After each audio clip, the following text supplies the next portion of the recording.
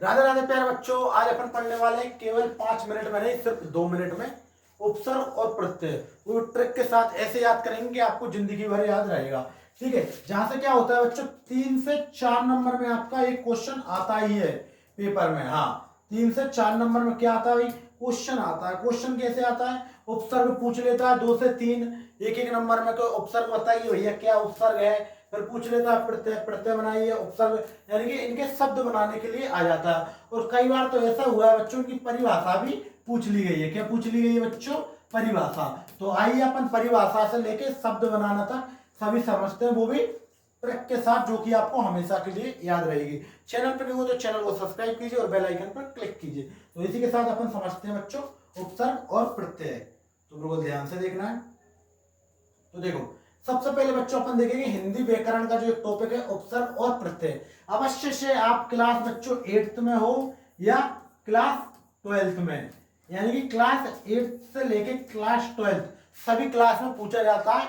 और हालांकि आगे यानी क्लास 12th के बाद अगर आप जो भी गवर्नमेंट वगैरह की जॉब की तैयारी करते हो, उनमें भी बहुत से ऐसे होते हैं जिनमें ये टॉपिक पूछा जाता है, उपसर्ग और प्रत्यय। तो अपन समझते हैं सबसे पहले उपसर्ग की परिभाषा। उपसर्ग की परिभाषा क्या है, जो शब्दांश किसी शब्द के मूल शब्द के पहले जोड़ा जाता है उसे उपसर्ग कहते हैं। यानी क्या होता है बच्चों, जैसे मान लो मैंने जो लिखा आम, क्या लिखा बच्चों, आम प्लस मां, यानी कि जो आ है बच्चों वो क्या है, उपसर्ग। उपसर्ग क्यों है, आगे लिखा है, यानी सीधी सी बात है, उपसर्ग हमेशा आगे आएगा, उसको क्या कहते हैं, उपसर्ग। यानी कि वह जो शब्दांश किसी शब्द के मूल शब्द से पहले जोड़ा जाता है उसे उपसर्ग कहते हैं। उदाहरण देखेंगे बच्चों, उदाहरण में क्या लिखा है, उदाहरण में क्या लिखा है बच्चों, आ प्लस योग, क्या होया, आयोग। फिर लिखा है सु, सु प्लस गम, क्या हुआ है बच्चों, सुगम। फिर लिखा है नी प्लस वह, निर्भय।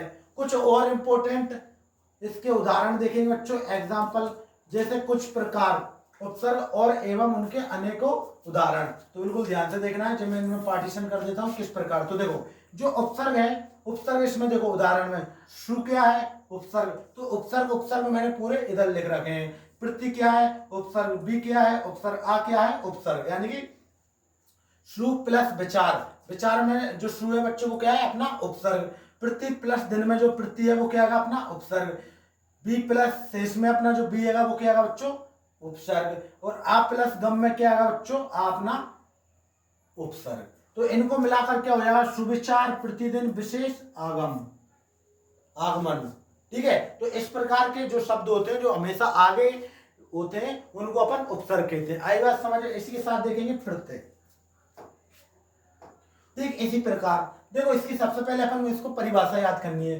जो शब्दांश किसी शब्द के मूल शब्द के अंत में जोड़ा जाता है, यानी कि बच्चों जो उपसर्ग है बच्चों आपका उपसर्ग, वो क्या होता है, आगे जोड़ा जाता है। और जो अपना क्या है प्रत्यय, ये क्या होता है, जाता है पीछे।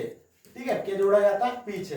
यानी प्रा से पीछे, प्रा से पीछे, यानी कि प्रा, प्रा में क्या आ रहा है, पा आ रहा है, और पीछे भी क्या आ रहा है, पा। यानी कि ट्रिक के साथ समझ लेना इसको, प्रत्यय हमेशा पीछे जोड़ा जाएगा। इसके उदाहरण देखेंगे, बालक में पन है, जो पीछे लगा है बच्चों वो पन है, तो जो क्या हो जाएगा, बालक पन, यानी कि जो पीछे लगा है वो क्या है बच्चों, अपना प्रत्यय। आएगी बात समझ में। मित्र प्लस ता, जो अपना ता है बच्चों वो क्या है, प्रत्यय। ठीक है, अब इसके कुछ प्रमुख उदाहरण देखेंगे प्रत्यय के। तो इसमें अपन पार्टीशन कर लेते हैं कुछ इस प्रकार। तो देखो, इधर मैंने क्या लिख दिया है बच्चों, प्रत्यय। यानी कि जो अपना उदाहरण है उसमें जितने भी उदाहरण के पीछे जो लिखा हुआ प्रत्यय वो सारे मैंने इधर लिख दिए। ठीक है, और जो बनेगा शब्द वो मैंने इधर लिख दिए। तो देखो, सबसे पहले ता, ता आ रहा है, उदाहरण में देखिए मित्र प्लस ता, यानी कि जो पीछे लिखा है वो क्या है, प्रत्यय। तो प्रत्यय जिला। पन, प्रत्यय पन है, बचपन में जो अपना पन लिखा है, बच प्लस पन, तो जो पन है बच्चों वो अपना क्या है, प्रत्यय है। ठीक है, और ई, बड़ाई में बच्चों जो ई है वो क्या है, अपना प्रत्यय, जो पीछे लिखा है। और हितकार में जो कार पीछे लिखा है बच्चों वो क्या है, अपना प्रत्यय। तो इनको मिलाकर शब्द क्या बनेगा, मित्रता, बचपन, बड़ाई, हितकार। तो ये सभी क्या हो जाएंगे बच्चों, प्रत्यय के उदाहरण। ठीक है, आई बात समझे? बस इतना सा सिंपल सा टॉपिक था। आया समझ में? और टॉपिक समझ में आया हो, अच्छा लगा तो वीडियो को लाइक करें, कमेंट करें। मिलते हैं नेक्स्ट टॉपिक में, जब तक के लिए जय हिंद, जय भारत।